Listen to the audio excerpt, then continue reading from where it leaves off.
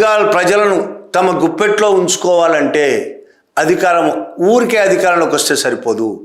వాళ్ళ మనసుల్లో భయం జొప్పించాలి, వాళ్ళందరి భయకంపితలం చేయాలి.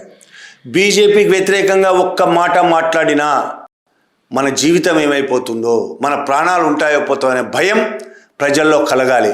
అందుకని విజయం సాధించిన వెంటనే దాడులకు పాల్పడుతున్నారు. టీఎంసీ కార్యకర్తలు ఇళ్ల మీద దాడులు చేసి వస్తువులను ధ్వంసం చేయడం కాదు, ఎత్తుకెళ్ళిపోతున్నారు. గొర్రెలను ఎత్తుకెళ్ళిపోవడం, మేకలను ఎత్తుకెళ్ళిపోవడం, కోళ్ళను ఎత్తుకెళ్ళిపోవడం, వస్తువులు ఏవి దొరికితే అవి ఎత్తుకెళ్ళిపోవడం, దోపిడీ సాగుతున్నది అక్కడ బెంగాల్. తన మీద కూడా దాడి చేశారనేది మమత ఆరోపిస్తున్నది. ఆ విజువల్ అయితే ఎక్కడ లేదు. పోలింగ్ బూత్లోకి వెళ్ళినప్పుడు ఎలక్షన్ రోజు రిజల్ట్ రోజు పోలింగ్ బూత్లోకి వెళ్ళినప్పుడు లోపల తమ ఏజెంట్లందరినీ తరిమేశారని, తను వెళ్తే తనను కూడా కొట్టారనేది ఆమె ఆరోపణ. అందులో నిజం ఉండొచ్చు, లేకపోతే అది వేరే విషయం.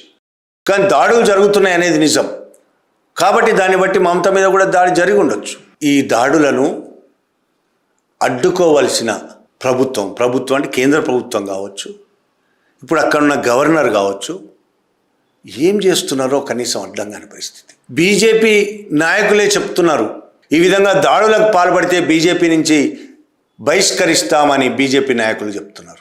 ఆర్ఎస్ఎస్ ఆ రాష్ట్రానికి చెందిన ప్రచారక్ చెప్తున్నాడు, ఆర్ఎస్ఎస్ వాళ్ళ ఈ దాడులకు పాల్పడితే సీరియస్గా ఉంటుంది, సీరియస్ చర్యలు తీసుకుంటామని ఆర్ఎస్ఎస్ ప్రచారక్ చెప్తున్నాడు. బీజేపీ నాయకులకు చెప్తున్నారు, వాళ్ళకు కూడా అర్థమవుతుంది విపరీతంగా దాడులు చేస్తున్నారని. కానీ కేంద్రం నుంచి ఒక్క మాట లేదు. నిన్నటిదాకా బెంగాల్ అంతా తిరిగి మమతా బెనర్జీ మీద దాడి చేసి విపరీతమైన అరాచకం ఉంది బెంగాల్లో అని ప్రచారం చేసి ఎన్నో మాటలు మాట్లాడిన అమిత్ షా, మోడీ ఇవాళ కనీసం ఈ హింస గురించి, బెంగాల్ గురించి ఒక మాట మాట్లాడట్లేదు.